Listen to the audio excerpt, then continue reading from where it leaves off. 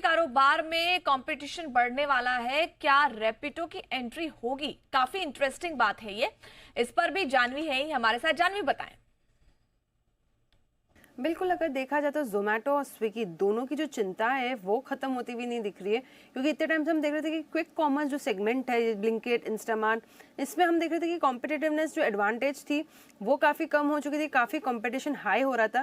लेकिन अब जो इनका दूसरा सेगमेंट है फूड डिलीवरी का, वहाँ पे हम देख रहे हैं कि जो नए एंट्रेंस है वो एंट्री लेने की कोशिश कर रहे हैं और एक बेटर डील दे रहे हैं, चाहे वो रेस्टोरेंट पार्टनर्स हो, डिलीवरी पार्टनर्स हो या फिर कंज्यूमर्स हो, जो अपना जो मार्केट शेयर है वो पुल अप करने के लिए। अब देखा जाए तो पूरे जो फूड डिलीवरी मार्केट शेयर है उसका मेजर मार्केट ऑलमोस्ट 95% जोमेटो और स्विगी के पास है। लेकिन अब रैपिडो जो है वो अपना पायलट प्रोजेक्ट लॉन्च करने वाला है इस मंथ एंड में, अगर देखा जाए तो बेंगलुरु में, ऐसा अनुमान लगा जा रहा है। अब अगर इस पूरे इनकी बात करें तो वो अब जो बेटर डील दे रहे हैं रेस्टोरेंट पार्टनर्स को एज अ कमीशन चार्ज पे। अब जो इनका बड़ा एक्स फैक्टर यही है कि रैपिडो रेस्टोरेंट्स को जोमेटो और स्विगी की जो तुलना में काफ़ी कम कमीशन चार्ज कर रहा है।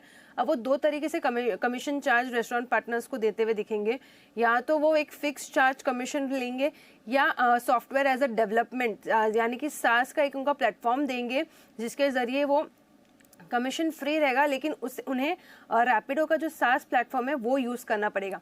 अब अगर फिक्स्ड कमीशन चार्ज की बात करें तो जो ऑर्डर्स जिनकी वैल्यू 400 या उससे कम है तो उसमें जो कमीशन चार्ज होगा वो 25 रुपये होगा।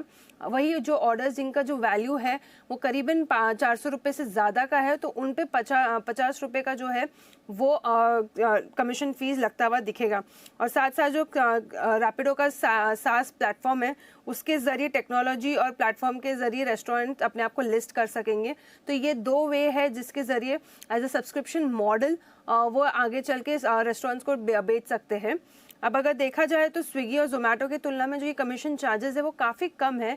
नेट अगर देखा जाए तो रैपिडो जो कमीशन चार्जेस चार्ज कर रहा है जो रेस्टोरेंट्स है वो करीबन 8 से 15% है। वही अगर जोमेटो और स्विगी की बात करें तो वो दोनों का अगर देखा जाए तो औसतन लगभग 16 से 30% के कमीशन चार्जेस वो रेस्टोरेंट से चार्ज करते, तो काफ़ी लगभग दुगना चार्ज करते रैपिडो से। तो रैपिडो को वहाँ पे एक कॉम्पिटेटिव एज मिलता हुआ दिखेगा। साथ साथ देखें तो जो टाइमिंग है रैपिडो की एंट्री की फूड मार्केट में, फूड डिलीवरी सेगमेंट में, वो काफ़ी अच्छी मानी जा रही बाजार के तौर पे देखा जाए तो, क्योंकि काफ़ी टाइम से हम देख रहे हैं काफ़ी एंटी ट्रस्ट इश्यूज हो रहे हैं। काफ़ी रेस्टोरेंट्स ने जो ये हाई कमीशन चार्जेस है उसके खिलाफ आवाज़ उठाई है।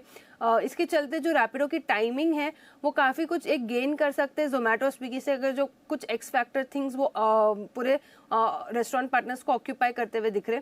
इसी के चलते हमने देखा था कि आज जैसे ये खबरें आई है कि दोनों ही स्टॉक्स में जोमेटो और स्विगी दोनों में हमने देखा था कि एक प्रेशर बना हुआ है।